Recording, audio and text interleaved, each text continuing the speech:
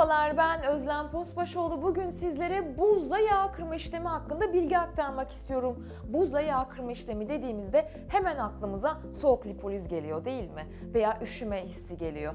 Hayır efendim, bu işlem bir soğuk lipoliz değildir ve seans esnasında üşüme hissi olmadan, vakum kullanmadan, enjeksiyon kullanmadan gayet konforlu bir şekilde ilk seans itibariyle zayıflamak mümkün.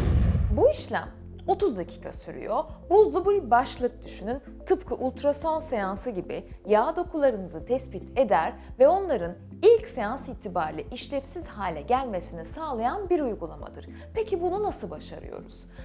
Buzlu bir başlık selektif bir şekilde kullandığı üstün teknoloji sayesinde yağ dokularınızı tespit eder ve sadece yağlanmış hücrelerin işlevsiz hale gelmesini sağlayan üst düzey bir teknolojidir. Vakum kullanmadığımız için dokulara zarar vermeden, morarmaya sebep olmadan gayet konforlu bir şekilde her seansınızda işlemin etkisini, faydasını görüyor olacaksınız. Burada en önemlisi seans esnasında kırılan yağ miktarı.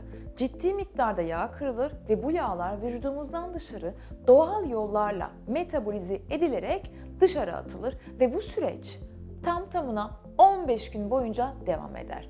O nedenle iki seans arasındaki süreç aslında sizin zayıflama sürecinizdir. Seansınızı tamamladık. Seanstan sonra 15 günlük bir süreç sizi bekliyor olacak ve o süreçte siz her geçen gün vücudunuzun nasıl şekillendiğini ve incelmeye devam ettiğini görüyor olacaksınız. Çünkü kırılan yağları vücut dışarı atmakla meşgul olduğu o süreçte aslında siz değişime her geçen gün devam ediyor olacaksınız. Yeni seansınıza geldiğinizde ise tekrardan mezur ölçüleri alınıyor ve o tek seansın final etkisini 15. gün ölçmüş oluyoruz.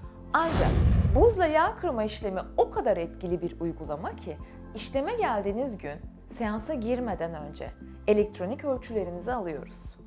Bu sayede yağınızı, kasınızı, iç yağlanmanızı ölçüyoruz ve aynı gün seans bitiminde yani 15 günlük sürece girmeden önce bile hemen seansın etkisini elektronik ölçülerde bile görmeye başlıyoruz. Azalan yağ oranını, yağ kitlesini seansın sonucunda yani 30 dakikalık bir seans sonucunda görmeye başlıyorsunuz. Aynı zamanda biz mezur ölçüsü de almayı seviyoruz. Çünkü elektronik ölçüler vücudun tamamını ölçer. Mezur ölçüsüyle de özellikle takibe aldığımız bölgeleri ölçüyoruz. Ve hemen zaten ilk seans itibariyle ortalama hedeflediğimiz 2 ila 4 santime ulaşmış oluyoruz. Ancak motivasyon açısından bizim için en önemlisi danışanlarımızı şaşırtabilmek ve ilk seans itibariyle biz bunu başarıyoruz. Çünkü kıyafetlerinizde hemen o farkı hissetmeye başlıyorsunuz ve her zaman söylüyoruz zayıflama sürecinde motivasyon çok önemli ve biz ilk seans itibariyle muhteşem bir şekilde bu sürece start vermiş oluyoruz. Uygulama tek bölgede veya birden fazla bölgede uygulanabilir. Tamamen kişinin ihtiyaçları doğrultusunda program uyguluyoruz. Görüşme randevusu esnasında uzman eşliğinde aslında programınızı belirliyorsunuz. Birden fazla bölgede mi işlem olacak? Tek bölgede mi işlem olacak? Bunun kararını aslında siz hedefleriniz doğrultusunda uzman eşliğinde kararını veriyorsunuz.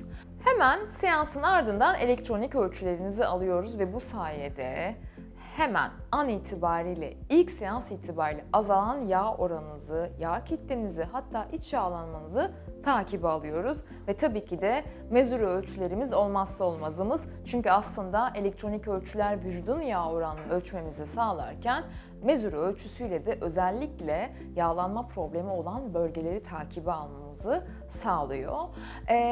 İşlemler tekrar söylüyorum 15 günde bir yapılmalıdır. Bu çok önemli bir ayrıntı çünkü kırılan yağ miktarı oldukça yüksek ve 15 gün boyunca doğal yollarla metabolize edilerek vücudumuzdan dışarı atılır. Bu süreçte diyet yapılmalı mı? En çok gelen sorulardan bir tanesi. Sağlıklı beslenme her zayıflama sürecinde olduğu kadar bu süreçte de çok önemlidir. Şöyle düşünün, kırılan yağlar vücudumuzdan dışarı atılırken vücudumuza yeni yağlar gönderirseniz sürekli bir yeni depolama söz konusu olur. O nedenle sağlıklı beslenme temel kural diyoruz ve bol su tüketimi bu süreçte çok önemlidir. Bugün sizlere buzla yağ kırma işlemi hakkında bilgi aktardım. Bir sonraki bölümde görüşmek dileğiyle.